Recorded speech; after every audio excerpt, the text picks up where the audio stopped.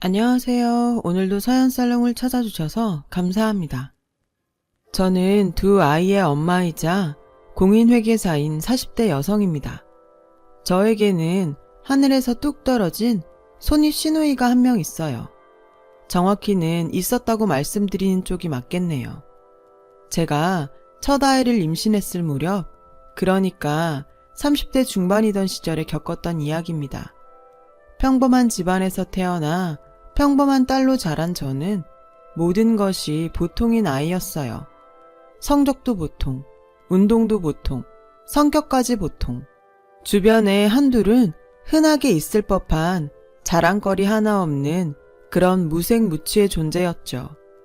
남들이 그러한 것처럼 청년 실업의 무게를 평범하게 체감하고 있을 시에도 그랬고, 남들 다 그러는 것처럼 평범하게 연애를 하고 있었습니다. 공인중개사 시험을 준비하고 있던 남자친구는 보통스러운 저와는 완벽하게 반대되는 인물이었어요. 성적도 최고, 운동도 최고, 외모는 뭐. 그때는 이뻤어요. 진짜로요. 지금도 나이치고 나쁘지 않습니다. 콩깍지인지는 잘 모르겠지만요. 무엇보다 남자치고와 저는 집안 배경이 너무도 다르더라고요. 들어보니 대대로 물려져 내려오는 땅이 제법 된다더군요. 저는 그 이야기에 꿈이 그래서 공인중개사구나 싶었습니다. 언젠간 자기가 상속받게 될 땅인 만큼 부동산 사업을 하고 싶어 하는구나 라고 생각했어요. 그래도 뭐 딱히 부럽다거나 욕심이 난다거나 하지는 않았어요.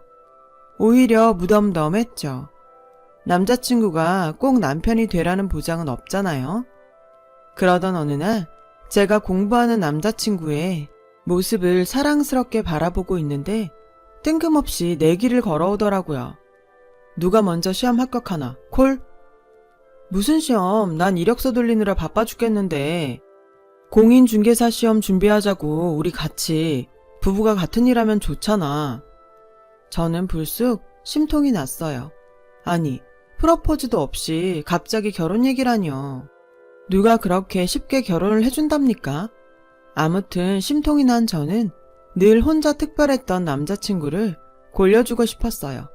그래서 싫은데? 그러지 말고 자기야. 내가 도와줄게. 응? 됐어. 난 공인회계사 시험 볼 거야. 갑자기 무슨? 공인중개사는 자기한테 밀리는 기분이라서 싫고, 공인회계사도 어쨌든 공인 비싼 글자 들어가잖아? 이 정도면 같은 시험 본다고 치든가 아님 말든가. 제 말에 남자친구는 픽 웃었고, 그렇게 저와 남자친구는 시험 준비생이 되었습니다. 장난스럽게 시작한 시험 준비였지만 공부하는 과정만큼은 장난스럽지 않았어요. 옆에서 같이 공부하는 남자친구가 무슨 훈장 서당님처럼 엄격하게 저를 잡아주었거든요. 그러다 한 번씩 공부에 지친 저의 마음을 달달하게 풀어주는데 사람 마음 들었다 놓았다 하는 솜씨가 아주. 있잖아, 자기 혹시 선수 아니야? 무슨 선수가 몇 년째 자기 혼자만 만나고 있냐? 근데 어쩜 그렇게 사람 마음을 들었다 놨다 해? 자기가 나한테 너무 빠져있는 건 아니고? 이거 보라고 또 이런다 또. 물론 농담이었고 저희는 늘 행복했습니다. 남자친구와 함께였기에 길고 긴 시험 준비 기간을 즐겁게 이겨낼 수 있었어요. 거의 5년 정도를 공부에 쏟아부었던 것 같아요. 남자친구가 먼저 공인중개사에 합격했고 저도 얼마 지나지 않아 공인회계사가 되었죠. 제가 합격 통보를 받던 날 저희 커플은 자연스럽게 양가 부모님을 모셔 상견례 자리를 만들었습니다. 시댁은 시아버지와 시할머니 두 분이서만 함께 살고 계시는 집이었어요. 시어머니께서는 남자친구가 중학교를 졸업하는 모습을 보지 못하고 세상을 떠나셨다고 하더라고요. 상견례 자리에서 시아버지께서는 그동안 해왔던 당신의 역할을 저와 남자친구에게 넘겨주시고자 한다는 뜻을 밝히셨어요. 들어서 알겠지만 너의 시할머니가 가진 재산이 꽤 된단다. 그걸 맡아서 관리해주지 않으렴? 말씀 감사합니다, 아버님. 그치만 저희는 아직 너무 이르다고 생각합니다. 공인회계사라며 남편 될 사람은 공인중개사고 나보다 너희가 낫지 않겠니? 아버님께서도 그동안 훌륭하게 해오셨다고 들었습니다. 아서라, 천성이 셈이 밟지를 못한 위인이라 내가 얼마나 버거웠는데. 그래도 저희에게 갑자기 일을 넘겨버리시면 적적해서 어쩌시려고요. 어머니 챙기면서 살림이나 해볼까 싶어. 왜? 살림하는 시아버지 별로니? 자식을 보면 그 부모가 보인다고 하죠. 시아버지와 시할머니 두 분 모두 좋은 분이셨어요. 그래서 저는 시집살이에 대한 걱정 따위는 전혀 없이 시댁에 신혼방을 차렸죠. 저와 남편은 그동안 시아버지께서 해오셨던 시할머니의 자산관리를 도맡게 되었어요. 개인적인 직업을 가지면서 겸사겸사 관리를 해드릴까 싶었지만 그럴 수가 없었어요. 토지에 건물에 저희 부부의 관리가 필요한 영역이 워낙에 많고 넓었던 데다가 마침 허니문 베이비까지 생겼기 때문이었어요. 시아버지와 시할머니께서는 임신한 저를 무척이나 아껴주셨어요. 흩어져 있던 시할머니의 재산은 저와 남편의 전문적인 관리 아래 명확하게 정리가 되었고 조금씩이지만 아주 안정적으로 늘어나게 되었어요. 처음에는 살림살이에 서툰 모습을 보이시던 시아버지께서도 솜씨가 점점 늘어나셨고 덕분에 저희 집은 남부럽지 않을 만큼 늘 깔끔한 모습을 유지할 수 있었죠. 새집처럼 반짝반짝까지는 아니었어도 가사일 도와주시는 여사님께서 전문적으로 관리하는 집안의 모습 정도는 되었습니다. 딱 그 무렵이었어요. 세상 뭐 이런 인간이 다 있나 싶은 소니 시누이가 하늘에서 뚝 떨어진 사건은요. 사건은 어떠한 조짐도 없이 너무나도 갑작스럽게 들이닥쳤습니다. 저와 시댁 식구가 화기애애하게 저녁을 먹고 있는데 웬 여자 하나가 킁킁 냄새를 맡으며 집으로 들어오는 게 아니겠어요? 맞아요. 문제의 배다른 소니 시누이의 등장이었죠. 첫 인상부터가 안 좋은 쪽으로 아주 특별한 인상의 시누이였어요. 아니 글쎄 본인의 존재도 모르고 살아온 가족 앞에 나서면서 인사 한마디, 소개 한마디 없이 대뜸 이러더라고요. 집안에 바이러스가 덕지덕지 앉았네 아주. 실례지만 누구세요? 그러는 너는 누구세요? 이 집 며느리 되는 사람인데요. 그때까지만 해도 저와 시댁 식구들은 그 여자가 누구인지조차 몰랐습니다. 이어지는 그 여자의 말에 온 집안이 발칵 뒤집혔어요. 여기서 좀 지내도 되죠? 나도 우리 엄마 딸이니까. 그 여자의 주장은 이랬습니다. 돌아가신 저희 시어머니께서 시아버지와 결혼하기 전에 만나던 남자 하나가 있었는데 그 남자가 본인의 아버지며 돌아가신 시어머니는 본인의 어머니다. 이야기를 들은 시아버지께서는 생전 처음으로 고함을 지르시며 문이 부서져라 방에 들어가 버리셨고 며칠 내내 물 한 모금 드시지 않으셨어요. 저는 남편과 시할머니에게 친자검사를 한번 해보자고 제안했어요. 갑작스러운 상황을 도저히 믿을 수가 없었던 데다가 자신이 남편의 배다른 누나라고 주장하는 그 여자의 첫인상이 영 불길했기 때문이었습니다. 그런데 검사 결과가 나오는 순간 저희 집은 또 한 번 발칵 뒤집히고야 말았습니다. 제 남편과 그 여자 사이의 관계는 목에 99.999% 의심의 여지조차 없는 배다른 형제 관계였던 거죠. 졸지에 손이 시누이가 생겨버린 저는 벙쪘고 시아버지께서는 돌아가신 시어머니를 향한 원망의 말씀을 중얼거리며 소주잔만 기울이셨죠. 그때 늘 조용조용 집안의 모든 일을 자식들에게 이임하시던 큰어른 시할머니께서 시아버지께 소주 한 잔 따라주며 가만히 말씀하셨어요. 받아주자. 나도 며느리가 원망스럽지만서도 며느리도 엄연히 자식이야. 며느리가 자식이면 내 새끼도 되는 거란다. 다음날 시아버지께서는 제가 서툰 솜씨로 끓여드린 해장국 한 그릇을 맛나게 싹싹 비우시고는 그 여자를 자식으로 받아주었습니다. 사연이 사연이니만큼 친자식처럼 대하겠다는 약속은 못하겠다. 다만 차별까지는 하지 않으마. 동의가 되면 이 집에 머물러도 좋아. 그렇게 모든 입장이 정리되는 듯 했어요.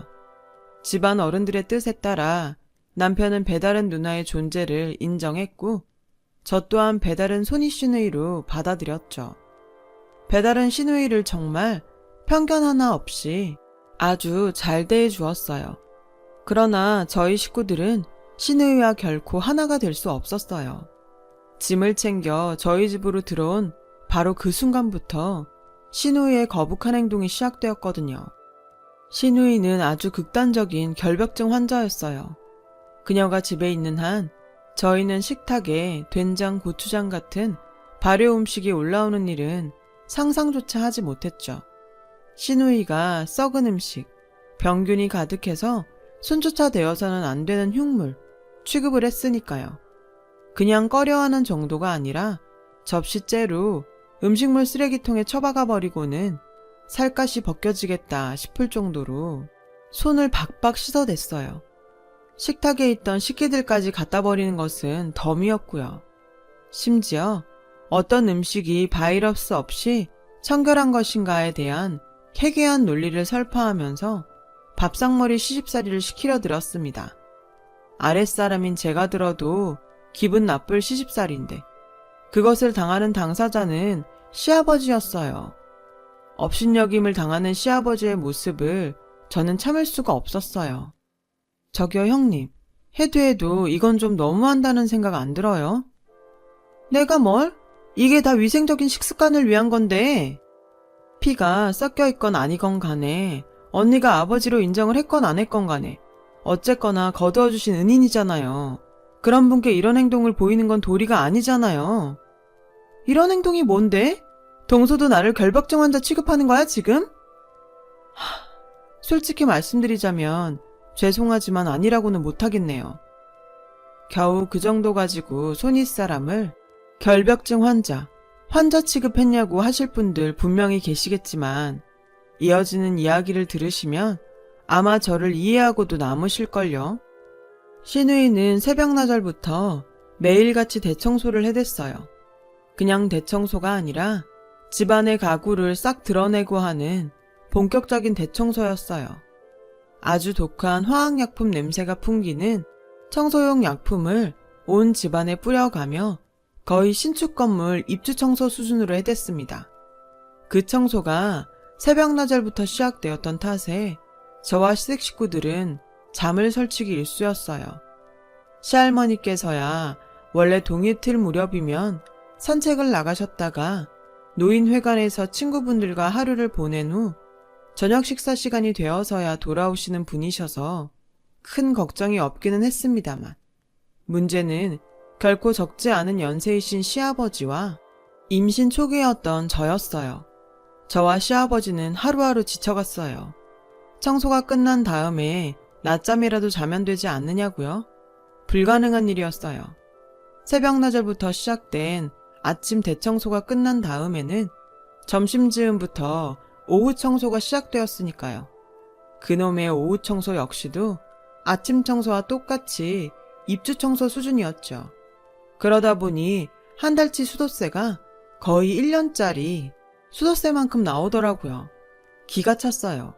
무엇보다 그 독한 청소 약품 냄새가 임산부인 저로서는 도저히 가만히 있을 수가 없었어요. 그래서 날 잡고 한 소리 했죠. 저 임산부잖아요. 화학약품 냄새 해로운 거 모르세요? 해롭다니? 얼마나 청결한 향기인데. 그리고 너무 주제넘게 구는 거 아니야? 내가 네 남편 누나 되는데. 그래요. 저야 그렇다 치자고요. 근데 이건 해도 너무하잖아요. 뭐가? 시아버님 매일 속상해하세요. 당신 살림 솜씨가 오죽 변변찮았으면 이렇게까지 하겠냐면서요. 변변찮긴 하더라. 더럽고 냄새나고. 아직 뭘 잘 모르나 본데 시아버님 살림에 재미 붙이셨어요. 집안에 시아버님 정성 닿지 않은 구석 하나 없는데 지금 그걸 무시하고 짓밟는 거라고요. 제발 적당히 좀 하세요. 적당히. 시누이는 제 말을 이해했는지 아님 무시를 하는 건지 대꾸 없이 돌아서더라고요. 그리고 바로 다음날 문제의 사건이 터져버렸어요. 저와 남편이 업무차 하루 종일 집을 비운 동안 정신 나간 시누이가 시할머니와 시할아버지의 손때가 묻은 물건들을 모조리 가져다 버렸더라고요. 저와 남편은 그 사실을 시할머니와 시아버지께서 알게 되시기 전에 온 동네를 쏘다니며 물건들을 되찾아왔습니다. 그리고는 시누이에게 경고했어요. 한 번만 더 이런 일 벌리면 아무리 손윗사람이셔도 가만 안 있을 겁니다. 그랬더니 시누이의 대답이 가관이었어요. 더러워서 그랬어, 더러워서. 바이러스가 득실득실 하더만. 바로 그 다음 날이었어요. 이번에는 다른 물건들을 싸그리 싹 버렸더라고요. 저희 가족들이 손주가 태어나면 보여주겠다면서 애지중지 모으고 관리해왔던 가족의 역사가 고스란히 담긴 물건들이었어요. 이유는 단 하나. 먼지와 손때가 많이 묻어 있어서 소름 돋는다. 이번에는 그 사실을 시아버지께서 먼저 알게 되셨고 저와 남편이 쓰레기 집화장까지 수소문해 보았지만 물건들을 찾을 수는 없었어요. 당연히 가족들은 분노했고 제가 총대를 메고 시누이의 앞으로 나섰어요. 시누이의 짐들을 그녀 앞에 내팽개치며 쏘아붙였습니다. 나가세요. 우리는 당신 같은 가족 둔 적 없어요. 시누이는 저희 남편과 시아버지에게 구원의 눈빛을 보냈지만 단호한 시선만 돌려받을 뿐이었어요. 잠시 이도저도 못하던 시누이는 뜻밖의 말을 꺼냈습니다. 임산부 이렇게 내쫓으면 벌 받는데. 남편과 시아버지의 얼굴에 망설이는 기색이 스쳐갔습니다. 그러자 시누이는 이거다 싶었는지 감추어두었던 여우기질을 드러내며 두 남자를 구스르기 시작했어요. 임신 우울증으로 인해 저지른 실수라느니 뭐라느니 말 같지도 않은 변명을 해가면서 자신의 행동을 정당화했어요. 남편과 시아버지께서는 그 말을 완전히 신뢰하지는 못하는 모습을 보이는 한편으로 배달한 식구를 받아주었을 만큼 천성이 너그럽고 유순한 사람들이었던 탓에 시누이의 변명에 어물쩍 속아주기 일쑤였어요. 시험을 준비하던 시절 저희 마음을 쥐락펴락하던 남편의 기질이 어쩌면 시어머니께 물려받은 것일지도 모르겠구나 싶었어요. 상황이 그렇게 되니 저는 이 가정을 지킬 사람은 나밖에 없다 라는 책임감이 아주 강하게 들더라고요. 시누이의 임신이 거짓이라고 믿었죠. 무엇보다 아무리 임신이라고 하더라도 그래서 우울증 때문에 물건들을 버린 실수를 했다고 100번 양보해서 눈 감고 넘어가 준다고 하더라도 극단적인 결벽증 행위는 임신으로는 도저히 설명이 되지를 않는 그런 거잖아요. 뻔하죠. 임신 핑계로 살살 구슬려가며 버티다가 출산할 즈음에서 유산했다 한마디로 퉁치고 유산에 대한 책임을 핑계로 두 남자를 또 휘어잡으려는 속셈이라는 거. 물론 같은 여자와 임산부 입장에서 설마 임신을 무기로 삼을까 하는 의문이 있었던 것도 사실이에요. 그렇잖아요. 세상이 어느 세상인데 쉽사리 임신 공격이라니요. 확신이 필요했고 슬쩍 떠보았어요. 아이 아버지 되시는 분 집에 한번 모시고 오지 그러세요? 누구? 왜 놀라고 그러실까? 아이가 있는데 아버지가 없지는 않을 거잖아요. 그 순간 저는 늘 뻔뻔하던 시누이의 눈빛이 흔들리는 것을 포착했어요. 반쯤 확신한 저는 쐐기를 박았어요. 그쪽 집안 어른분들께서는 뭐라 그러세요? 결혼 허락은 받으신 거죠? 시누이는 제가 말을 마치기 무섭게 할 일이 생각났다면서 마당으로 뛰쳐나가더라고요. 쫓아가 보니 시누이가 장독대에 담긴 장들이 잘 익었나 살피고 있는 것이 아니겠습니까? 평소 더럽다는 이유로 근처에 가기조차 꺼려했으며 언제 갖다 버릴까 호시탐탐 제 눈치만 살피던 그 장독대와 장들을 말이죠. 마침내 확신한 저는 남편과 시아버지께 저의 모든 생각을 말씀드렸어요. 시누이가 임신을 핑계로 가족들을 쥐락펴락하는 것 같다고요. 하지만 남편과 시아버지께서는 쉽사리 믿지 못하는 눈치였어요. 그래요, 이해해요. 일반적인 사람의 보편적인 상식으로는 감히 상상조차 할 수 없는 미친 짓거리였으니까요. 가정을 지키기 위해서는 증거가 필요했죠. 신우이가 임신을 무기로 삼았다는 결정적인 증거 말이에요. 제가 신우이를 떠보았던 그날 이후로 그 여자는 저를 무척 경계했어요. 그래서 쉽사리 증거를 잡을 수는 없었습니다. 하지만 꼬리가 길면 언젠가는 반드시 잡히는 법이죠. 오래지 않아 저는 결코 부정할 수 없는 증거들을 잡아낼 수 있었어요. 증거를 잡아낸 저는 며칠을 잠자코 신우이를 지켜보았죠. 그 추악한 속내를 폭로하기에 적절한 때를 기다렸던 것이죠. 그렇게 얼마의 시간이 흐르고 그간 잠잠해진 저희 추적에 안도했는지 신우이가 역대급으로 거북한 말을 입에 올리고야 말았어요. 사람으로서는 도저히 해서는 안 되는 말이었어요. 할머니 말인데 노인네 냄새가 너무 심해. 머리카락 빠지는 것도 더럽고 왔다 갔다 각질 떨어지는 것도 역겨워. 그 말에 큰 충격을 받은 남편과 시아버지는 숟가락을 떨어뜨리셨고 저는 신우이를 불러냈어요. 말씀 가려하세요. 사람이 사람한테 그러면 안 되는 거죠. 내가 어디 못할 말이라도 했어? 우리 전통 중에 고려장이라는 것도 있잖아. 그러니까 할머니를 내다 버리자는 말씀이네요, 지금. 굳이 그렇게까지 얘기를 해주면야 나야 뭐. 아니라는 말은 끝까지 안 하시네. 이봐요. 우리 전통에 고려장은 없어요. 조작된 가짜 사실이지. 그리고 저희는 할머니 끝까지 모실 겁니다. 이게 어디서 겁대 없이? 내가 아무것도 모르는 줄 아나 진짜. 좋은 말로 할 때 얌전히 집에서 나갑시다. 예? 여자는 끝끝내 저희 집에서 버티겠다는 뜻을 내비치더라고요. 그날 밤 때가 되었다 싶었던 저는 남편과 시아버지 앞에서 그 여자의 추악한 모습을 증명해내었어요. 저는 그동안 제가 포착해온 증거들을 펼쳐내며 임신 아니야, 확실해. 저 여자가 우리 가지고 노는 거라고 지금. 무슨 소리야.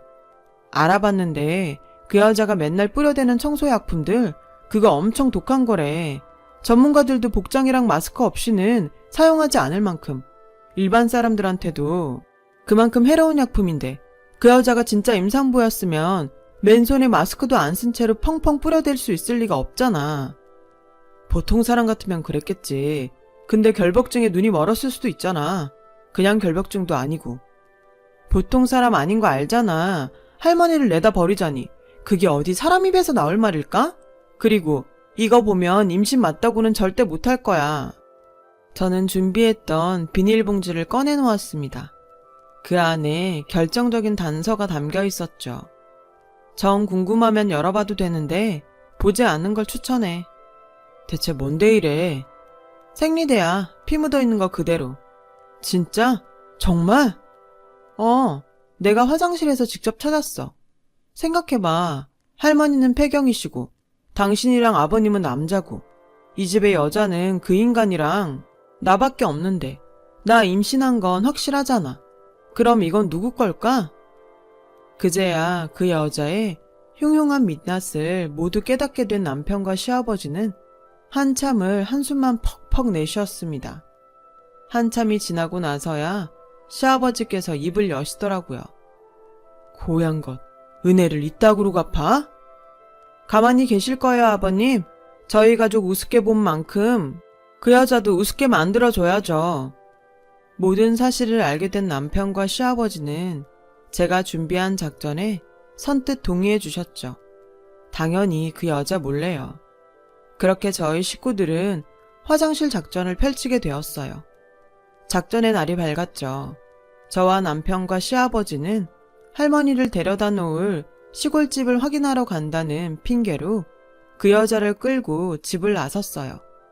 그 여자는 온갖 청결제를 수시로 몸에 바르며 차가 더럽니 바이러스가 득실되니 따위의 불평들을 늘어놓았어요. 저희 식구들은 그 여자의 모든 불평들을 꿋꿋하게 참아내었죠. 그런 짓거리도 앞으로 얼마 남지 않았으니까요. 도착한 곳은 어느 지방의 시골집이었어요. 옛날에 지어진 그대로에다가 푸세식 화장실도 남아있는 오래된 집이었죠. 저는 그 집을 둘러보며 그 여자에게 말을 걸었어요. 여기 신도시 들어온대요. 땅값이 지금도 많이 올랐고 앞으로는 훨씬 많이 오를 거라고요. 그래? 아니, 얼마나 오르길래? 얘기해봤자 어차피 잘 모르실 거고 여기 근처 몇만 평 정도가 할머니 명이거든요. 근데, 응? 뭔데? 시할머니가 그러시는데 마침 저는 계획해왔던 그대로 여자를 이끌고 푸세식 화장실 앞으로 도착한 참이었어요. 잠시 말을 얼머부리며 그 여자의 안색을 살폈죠. 그 여자는 돈 얘기에 어찌나 눈이 멀었던지 푸세식 화장실이 가까워졌다는 사실과 냄새 따위는 안중에도 없더군요. 평소 같으면 질색팔색을 해가며 온갖 청결제들을 자신의 몸에 뿌려댔을 텐데요. 그러거나 말거나 저는 회심의 미소를 지으며 준비해갔던 시할머니 명의의 등기 권리증을 보란듯이 꺼내들었습니다. 시할머니가 그러시는데 며느리도 자식이고 며느리 자식이면 내 새끼도 되는 거라고. 그래서 이거나 주신다고 하셨어? 단 언니가 시할머니를 모시고 사는 조건으로요. 콜, 약속할게. 그래야지. 당연히 그래야지. 내가 우리 할머니를 얼마나 아끼고 사랑했는데. 신나서 방방 뛰는 그 여자의 모습이 어찌나 역겹던지 세상을 좀먹는 바이러스 그 자체였습니다. 저는 곧장 계획했던 무언가를 행동에 옮겼어요. 실수인 척 할머니 명의의 등기 권리증을 푸세식 화장실 안으로 떨어뜨렸어요.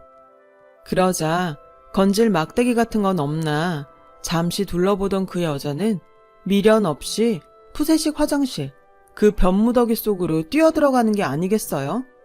저도 모르게 아! 하고 소리를 질렀어요. 그리고는 실소가 나오더군요.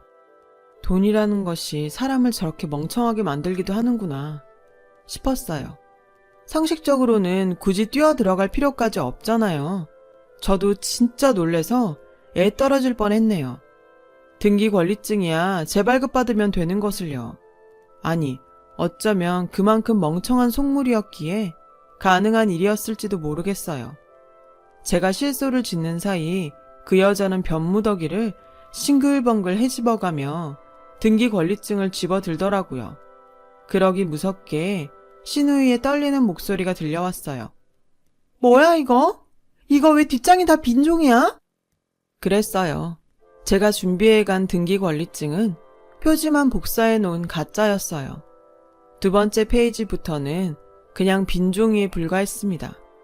그 여자가 그동안 저희 식구들에게 선사했던 역겨움을 고스란히 되돌려주기 위한 작전이었죠. 사실 이렇게까지 뛰어들 줄은 몰랐죠. 막대기 같은 거 하나 찾아 어쩔 수 없이 푸세식 화장실 한번 뒤집어 봐라. 이 정도였거든요. 이거 왜 빈종이냐니까 대답해봐 얼른. 마침 시아버지와 남편이 푸세식 화장실에 도착했어요. 그 여자는 저를 향한 온갖 저주의 말을 퍼부으면서 남편과 시아버지께 빨리 꺼내달라고 애원하기 시작하더라고요. 하지만 시아버지와 남편은 미동조차 하지 않았어요. 한껏 분노한 눈빛을 그 여자에게 쏘아보냈을 뿐이었죠. 당연한 일인걸요. 임신한 사람한테 이러면 안 되는 거야. 똥똥 흘러서 죽으면 어쩌라고. 유산이라도 하면 어쩌라고. 꺼내줘 빨리. 그러니까 말이에요. 임신한 사람이 똥똥 오르면 어쩌려고 거기서 헤엄을 치고 있어요. 이봐요 아줌마. 우리 가족들이 그렇게 멍청해 보였어? 그 여자가 아무리 변무더기를 헤집으며 꺼내달라고 애원해봤자 남편과 시아버지는 눈 하나 깜짝하지 않았어요. 당신이 진짜 임신을 했더라면 감히 거기 뛰어들 생각은 하지도 못했겠지. 세상 어느 엄마가 그럴 수 있겠어? 그리고 돈이 참 좋기는 좋나 보다. 그놈의 어마어마한 결벽증까지 한 방에 치료해버리고. 네가 나야? 내가 임신인지 아닌지 어떻게 아냐고. 됐고 말 섞기도 싫으니까 하나만 물어볼게. 그렇게 싫어하던 더러운 것들 사이에 스스로 뛰어든 소감이 어때? 푸세식 화장실 가득 그 여자의 절규가 울려 퍼졌어요. 그러거나 말거나 저희 식구들은 통쾌한 미소를 주고받으며 돌아섰고요. 그 여자가 그토록 입에 달고 살던 더러운 것들 속에 빠뜨려 놓은 채로요. 그날 이후로 저희 집은 그 여자가 뒤집어 놓기 전에 평화로운 모습으로 돌아왔어요. 그 여자가 버렸던 가족의 역사가 담긴 물건들을 끝끝내 찾아내지 못한 것은 다소 아쉬웠습니다만 저희 식구들은 사람 하나 걸은 것 치고 싸게 먹혔다 생각하자. 앞으로 더 많이 아끼고 사랑해가면서 우리의 역사를 다시 만들어 나가자 하는 말로 서로를 위로했어요. 그 여자는 얼마 지나지 않아 다시 저희 집으로 기어 들어왔습니다. 하지만 더 이상 그 여자가 머물 자리 따위는 없는 집이었죠. 받아줄 때도 어지간히 없나 보다. 그 수모를 겪고도 다시 기어 들어온 거 보면. 야, 말 똑바로 해. 내가 윗사람이야.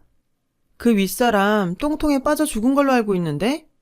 그래서 어쩌라고? 나가라고? 나 네 시애미 딸인데? 저는 이를 바득바득 갈아대는 그 여자에게 대놓고 비꼬았죠. 그래, 딸이거나 말거나 계속 우리 가족일 수 있는 방법 하나 알려줄까? 정신병원 입원해서 치료받아. 그러면 받아줄지 말지 다시 한번 생각은 해줄게. 그게 싫다? 그럼 잘 가시고. 가는 길에 너 좋아하던 방향제 한번 뿌려주고 가면 고맙겠네. 누구한테서 썩은 똥내가 진동을 해서. 그 여자는 그 길로 집을 떠났고 다시는 돌아오지 않았어요. 저는 마침내 저희 집을 지켜내었죠. 더 이상은 자랑거리 없는 무색무취의 존재가 아니게 되었어요.